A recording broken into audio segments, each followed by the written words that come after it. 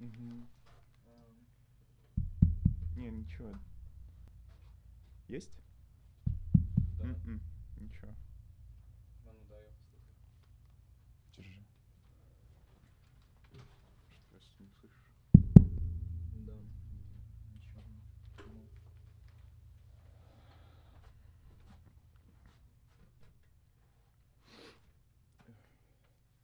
Что, ты готов час постоять? Будешь на перекур выходить? Ну, можна Если на ти- перекур виходити. А? А ну спробуй. Спробуй музичку якусь включити, послухати, чи вона звучить. В навушниках.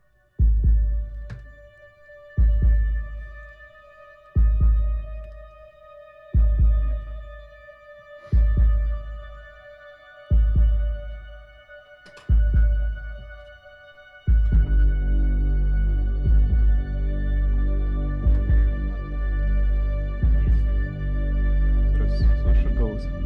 А? Да. Голос слышишь? Погоди, давай я этих поставлю.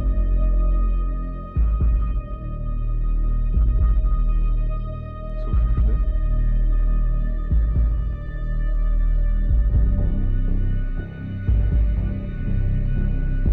Вот сейчас. Голос слышишь? You are listening to educational ambient on its 78 radio station. Science and common understanding provided by Dr. Oppenheimer. Меня.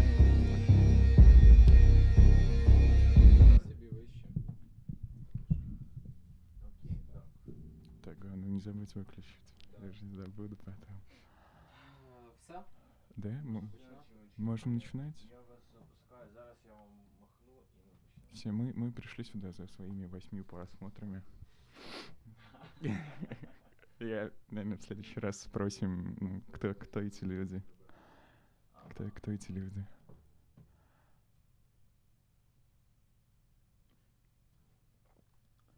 Может, на русском сказать? Давай на русском-то. На русском? Да. Мгм.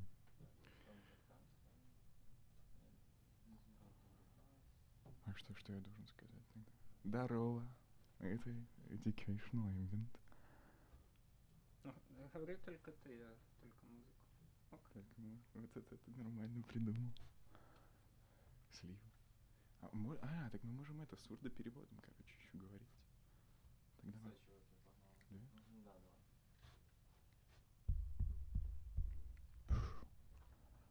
Привет.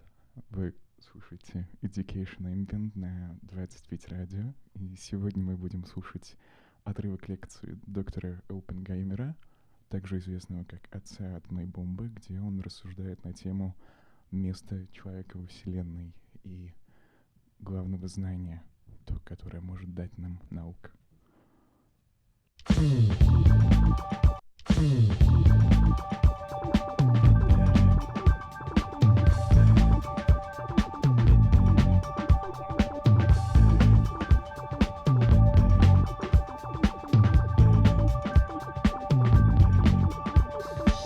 And you may find yourself living in a shotgun shack.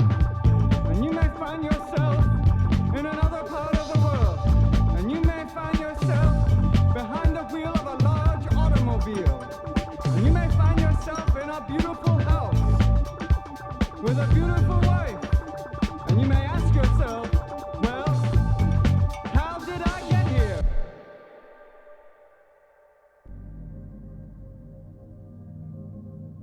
For some moments during these lectures, we have looked together into one of the rooms of the house called Science. This is a relatively quiet room that we know as quantum theory or atomic theory.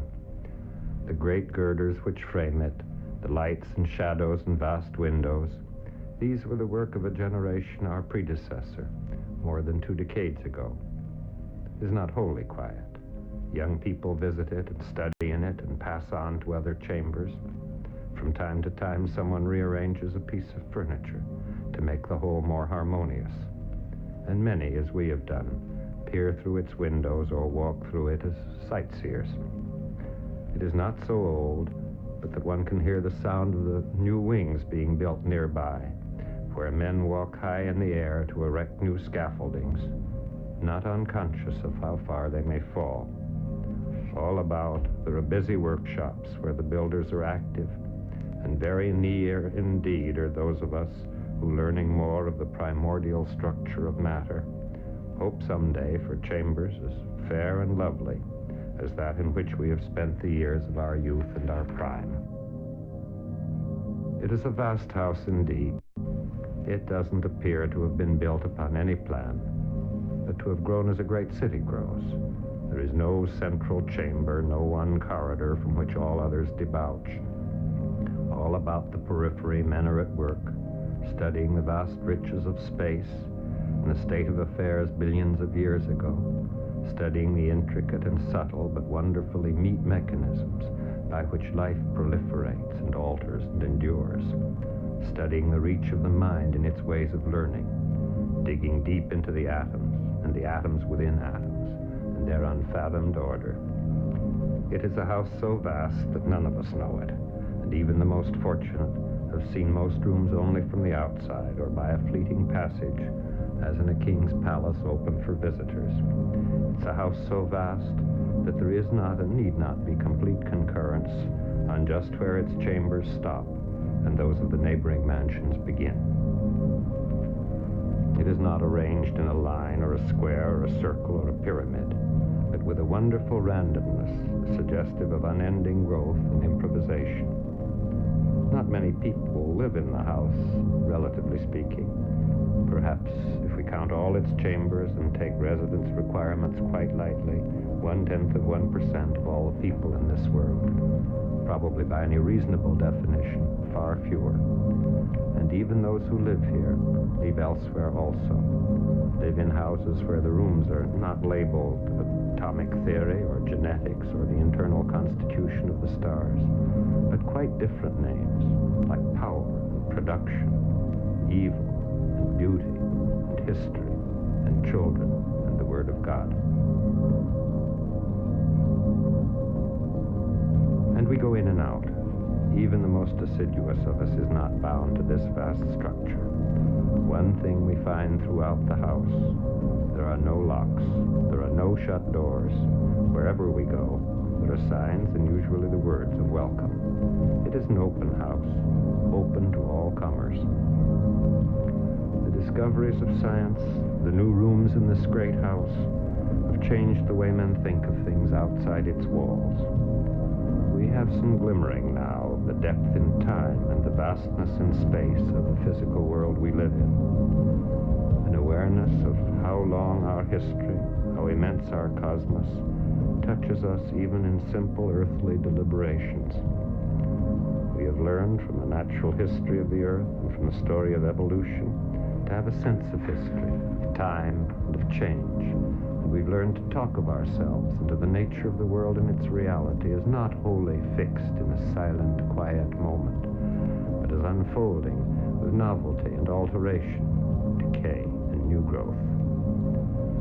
We've understood something of the inner harmony and beauty of strange and primitive cultures, and through this see the qualities of our own life in an altered perspective, and recognize its accidents as well as its inherent necessities. We are, I should think, not patriots less, but patriots very differently, for loving what is ours and understanding a little of the love of others for their lands and ways. We have begun to understand that it is not only in his rational life that man's psyche is intelligible, but that even in what may appear to be his least rational actions and sentiments, we may discover a new order. We have the beginnings of an understanding of what it is in man, and more so in simple organisms, that is truly heritable, and rudimentary clues as to how this inheritance occurs. We know in surprising detail what is the physical counterpart of the act of vision and of other modes of perception. Not one of these new ideas and new insights is so little, or has so short a reach in its bearing on the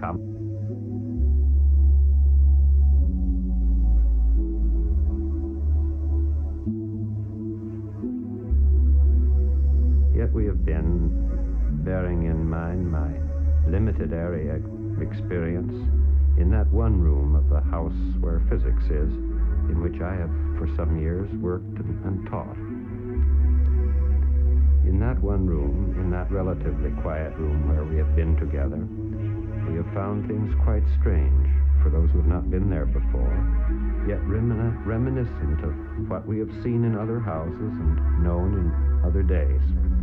We have seen that in the atomic world, we have been led by experience to use descriptions and ideas that apply to the large-scale world of matter, to the familiar world of our school-day physics. Ideas like the position of a body, its acceleration, its impulses, the force acting on it. Ideas like wave and interference. Ideas like cause and probability. But what is new, what was not anticipated a half-century ago, is that though to an atomic system there was a potential applicability of one or another of these ideas, in any real situation, only some of these ways of description could be actual. This is because we need to take into account not merely the atomic system we are studying, but the means we use in observing it, and the fitness of these experimental means for defining and measuring selected properties of the system. All such ways of observing are needed for the whole experience of the atomic world. All but one are excluded in any actual experience. In the specific instance, is a proper and consistent way to describe what the experience is, what it implies, what it predicts, and thus how to deal with its consequences. But any such specific instance excludes by its existence the application of other ideas, other modes of prediction, other consequences. They are, we say, complementary to one another. Atomic theory is then in part an account of these descriptions, and in part an understanding of the circumstances to which one applies or another.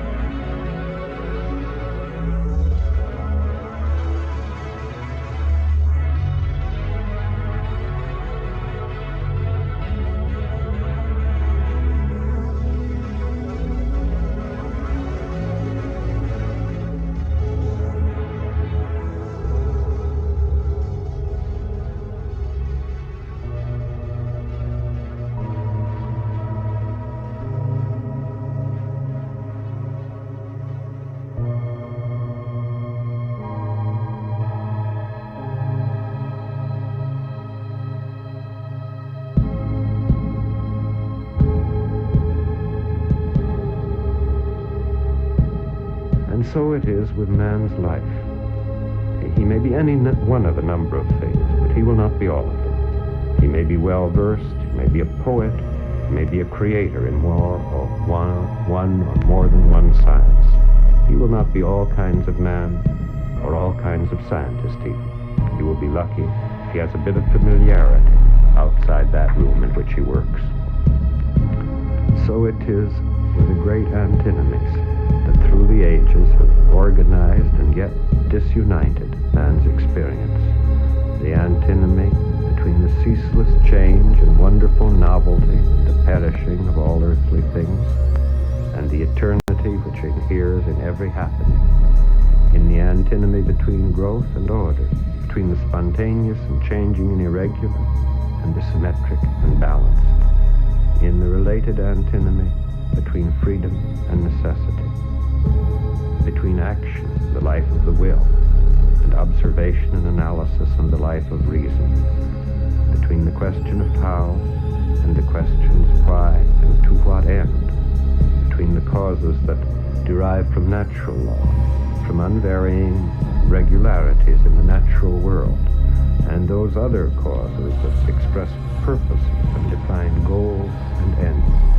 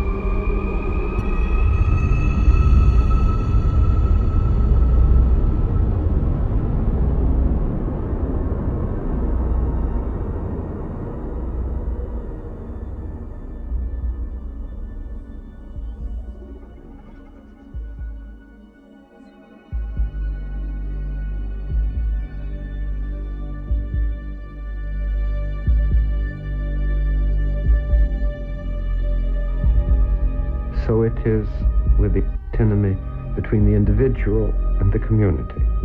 Man was an end in himself, and man whose tradition, whose culture, whose works, whose words have meaning in terms of other men and his relations to them. All our experience has shown that we can neither think nor in any real sense live without references to these antinomic modes. We cannot in any sense be both observers and actors in any specific instance, or we shall fail properly to be either one or the other. Yet we know that our life is built of these two modes. Is part free, part inevitable, is part creation and part discipline, part acceptance, part effort. We have no written rules that assign us to these ways, but we know that only folly and death of the spirit results when we deny one or the other, or when we erect one as total and absolute and make the others derivative and secondary. We recognize this when we live as men. We talk to one another. We philosophize. We admire great men and their moments of greatness. We read. We study. we recognize and love in a particular act that happy union of the generally incompatible. And with all of this, we learn to use some reasonable part of the full register of our own resources.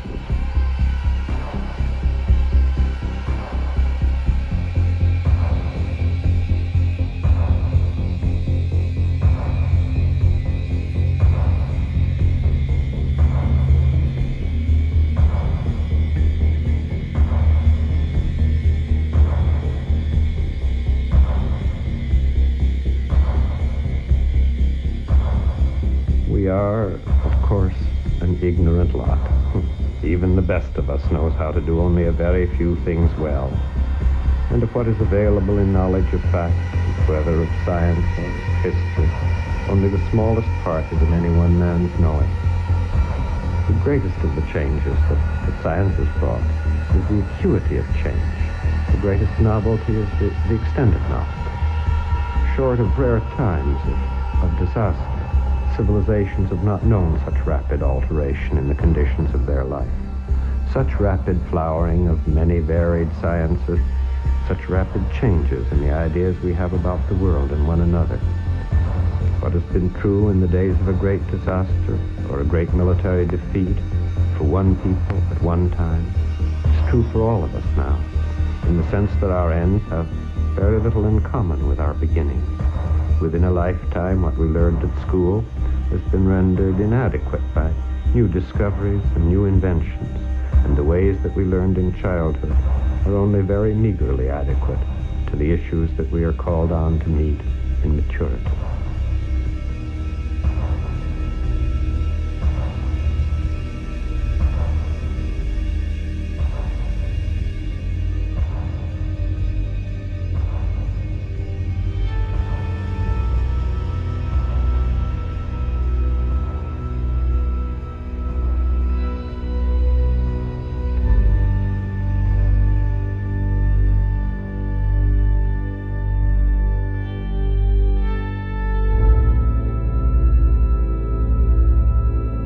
In fact, of course, the notion of universal knowledge has always been an illusion. It is an illusion fostered by the monistic view of the world, in which a few great central truths determine, in all its wonderful and amazing proliferation, everything else that's true. We are not today tempted to search for these keys that unlock the whole of human knowledge and of man's experience. We know that we are ignorant. We are well taught it, and the more surely and deeply we know our own job, the better able we are to appreciate the full measure of our pervasive ignorance. We know that these are inherent limits, compounded, no doubt, and exaggerated by that sloth and that complacency without which we would not be men at all. But knowledge rests on knowledge. What is new is meaningful because it departs slightly from what we knew before. This is a world of frontiers, where even the liveliest of actors or of observers will be absent most of the time from most of them. Perhaps the sense was not so sharp in the village, that village we have learned a little bit about, probably do not understand too well. The village of slow change and isolation and fixed culture, which evokes our nostalgia, even if not our full comprehension. Perhaps in the villages men were not so lonely. Perhaps they found in each other a fixed community, a fixed and only slowly growing store of knowledge, a single world. Even that we may doubt, for there always seem to be in the cultures of such times and places vast domains of mystery, if not unknowable, imperfectly known, endless, open.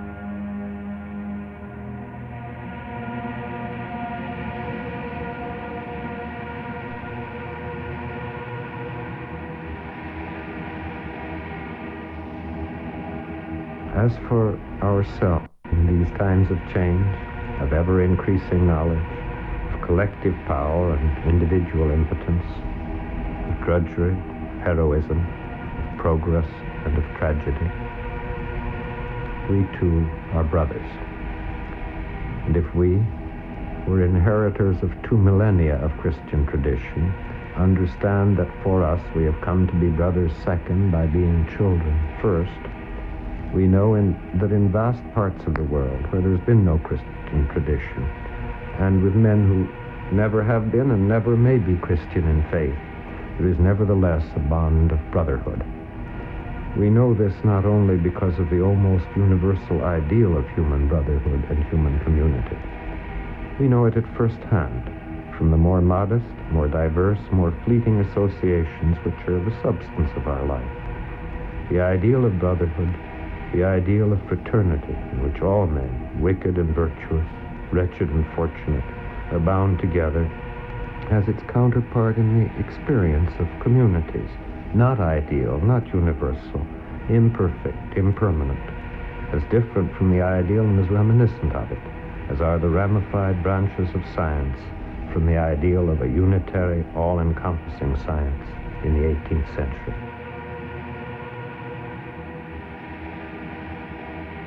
Each of us knows from his own life how much even a casual and limited association of men goes beyond him in knowledge, understanding, in humanity, and in power.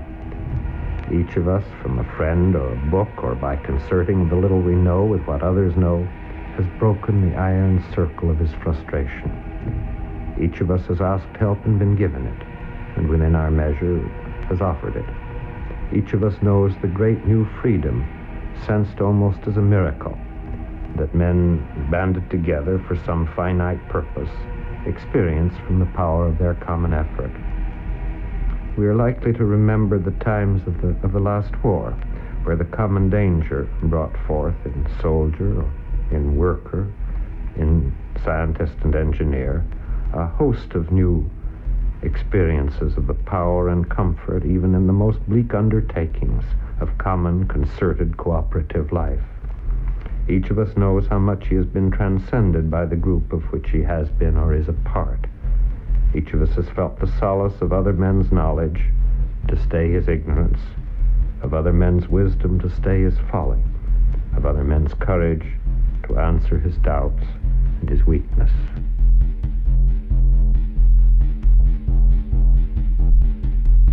These are the fluid communities, some of long duration when circumstances favored, like the political party or any a trades union, some fleeting and vivid, encompassing in the time of their duration a moment only of the member's life. And in our world at least, they are ramified and improvised, living and dying, growing and falling off almost as a form of life itself. This may be more true of the United States than of any other country.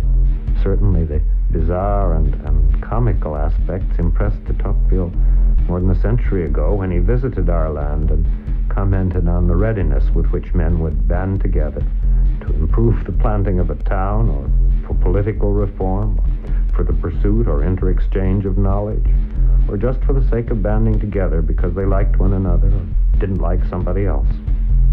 Circumstances may have exaggerated the role of the societies of the fluid and intense communities in the United States, yet these form a common pattern for our civilization.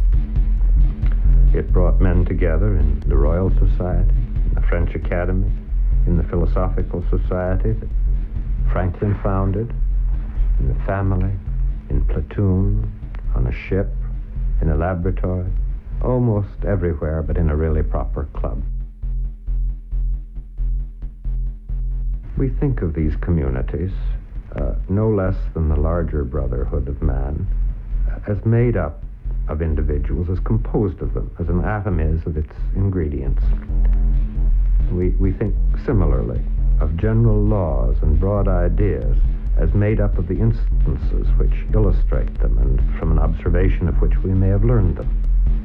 Yet this cannot be the whole point. The individual event, the act, goes far beyond the general law. is a sort of intersection of many generalities, harmonizing them in one instance, as they cannot be harmonized in general. And we as men are not only the ingredients of our communities, we are their intersection, making a harmony which does not exist between the communities, except as we, the individual men, may create it and reveal it.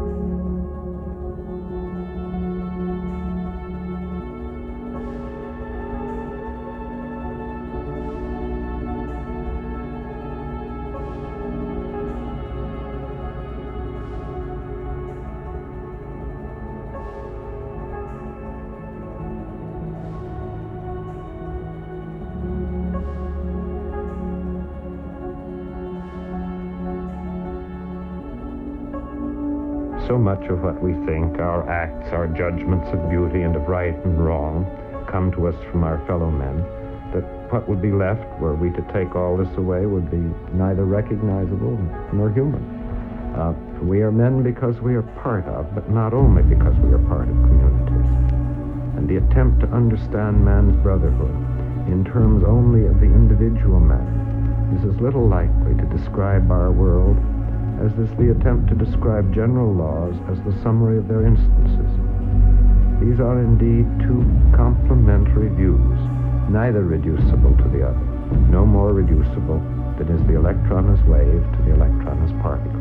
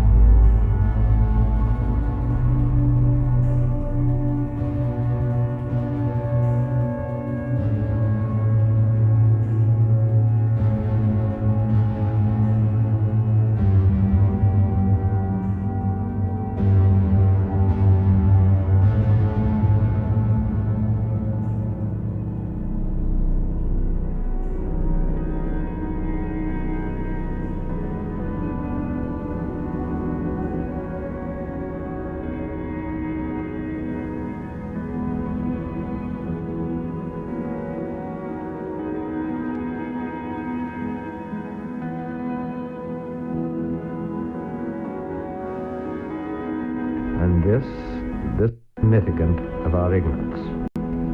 It is true that none of us will ever know very much, and most of us will see the end of our days without understanding in all its detail and beauty the wonders uncovered even in a single branch of a single science. Most of us will not even know, as a member of any intimate circle, anyone who has such knowledge. But it is also true that although we are sure not to know everything, and rather likely not to know very much, we can know anything that is known to man, and may, with luck and sweat, even find out some things that have not been known before to him. This possibility, as a universal condition of man's life, is new, represents today a high and determined hope, not yet a reality. It is for us in England and in the United States not wholly remote or unfamiliar.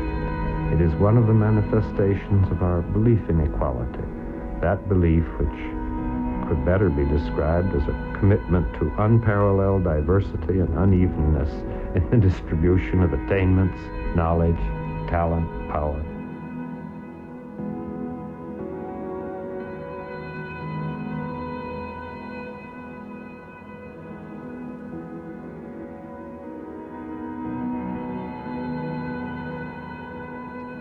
This open access to knowledge, these unlocked doors, these signs of welcome, are a mark of a freedom as fundamental as any. They give a freedom to resolve differences by converse, and where converse does not unite, to let tolerance compose diversity. This would appear to be a freedom barely compatible with modern political tyranny. The multitude of communities, the free association for converse or for common purpose, are acts of creation. It is not merely that without them the individual is the poorer. Without them a part of human life, not more or less fundamental than the individual, is foreclosed. It is a cruel and humorless sort of pun that so powerful a present form of modern tyranny should call itself by the very name of a belief in community, by the word communism, which in other times evoked memories of villages and village inns, of artisans concerting their skills, and of men of learning content with anonymity.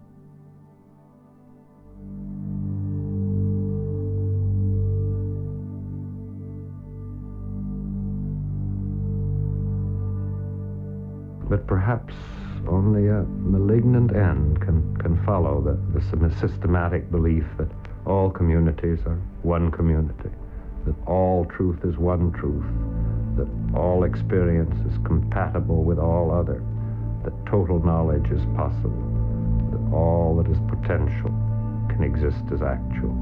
This is not man's fate. This is not his path. To force him on it makes him resemble not that divine image of the all-knowing and all-powerful, but the helpless, iron-bound prisoner of a dying world. The open society, the unrestricted access to knowledge, the unplanned and uninhibited association of men for its furtherance, these are what may make a vast, complex, ever-growing, ever-changing, ever more specialized and expert technological world, nevertheless a world of human community.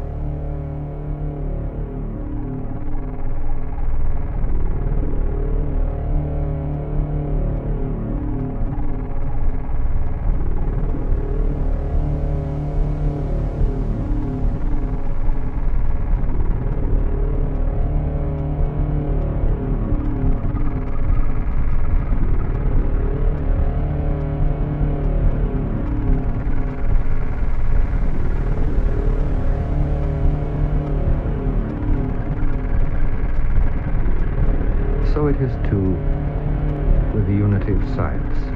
That unity that is far more a unity of comparable dedication than a unity of common total understanding.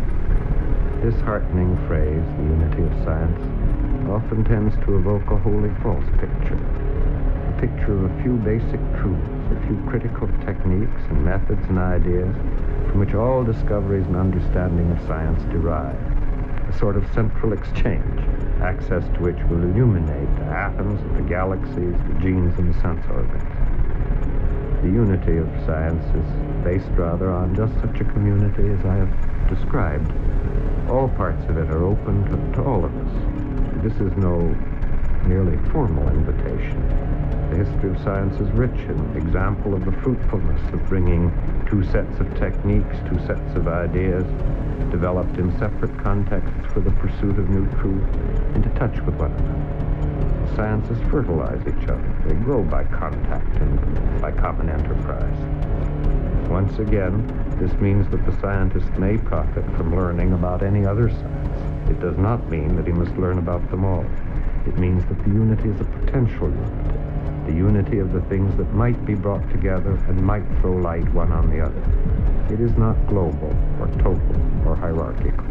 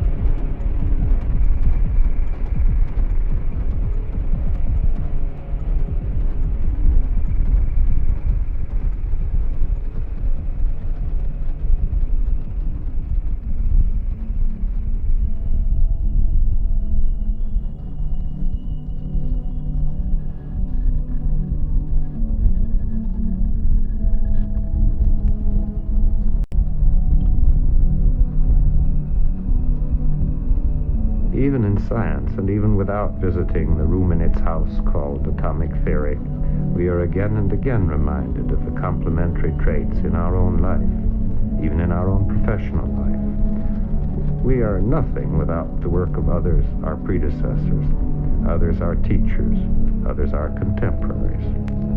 Even when, in the measure of our adequacy and our fullness, new insight and new order are created, we are still nothing without others, yet we are more.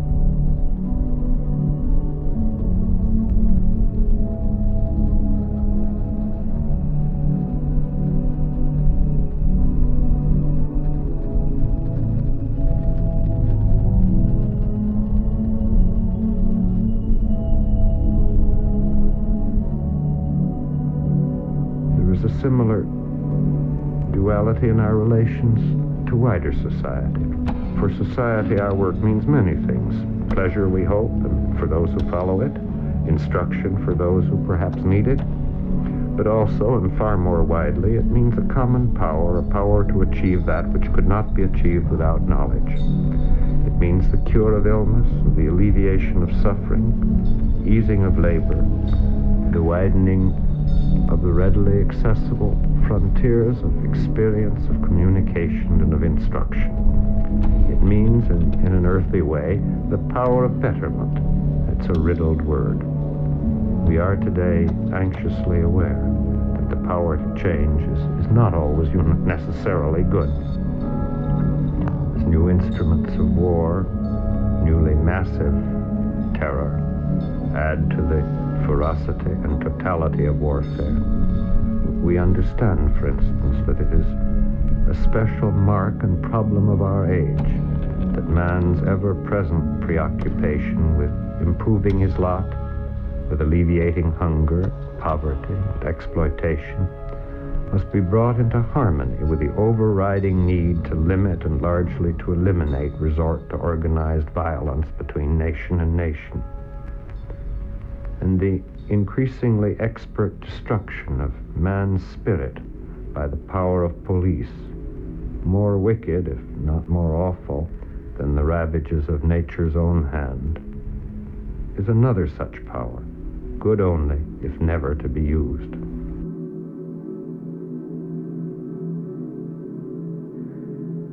We regard it as proper and just that the patronage of science by society is in large measure based on the increased power which knowledge gives. If we are anxious that the power so given and so obtained be used with wisdom, with love of humanity, that is an anxiety we share with almost everyone. But we also know how little of the deep new knowledge which has altered the face of the world, which has changed and increasingly and ever more profoundly must change man's views of the world, resulted from a quest for practical ends or an interest in exercising the power that knowledge gives. For most of us, in most of those moments when we were most free of corruption, it has been the beauty of the world and nature, and the strange and compelling harmony of its order, that has sustained and inspirited and led us on.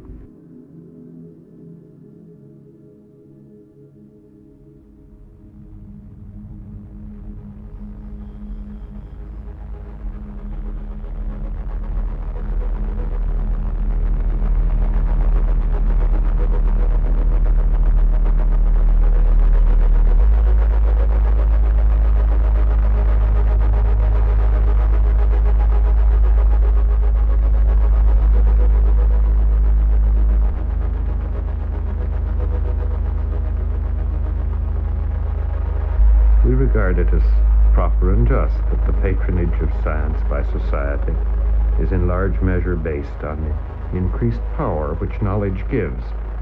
If we are anxious that the power so given and so obtained be used with wisdom, with love of humanity, that is an anxiety we share with almost everyone.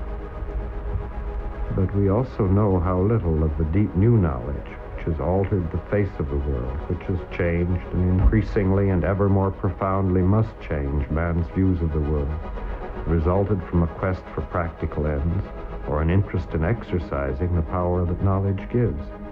For most of us, in most of those moments when we were most free of corruption, it has been the beauty of the world and nature, and the strange and compelling harmony of its order, that has sustained and inspirited and led us on. That also as it should be. If the forms in which society provides and exercises its patronage for us leave these incentives strong and secure, new knowledge will never stop as long as there are men. We know that our work is rightly both an instrument and an end. A great discovery is a thing of beauty, and our faith, our binding, quiet faith, is that knowledge is good in itself. It is also an instrument. It is an instrument for our successors who will use it to probe elsewhere and more deeply. It is an instrument for technology, for the practical arts, for man's affairs. So it is with us as scientists. So it is with us as men. We are at once instrument and end, discoverers and teachers, actors and observers. We understand, as we hope others understand, that in this there is a harmony between knowledge, in the sense of science, that specialized and general knowledge which it is our purpose to uncover, and the community of man.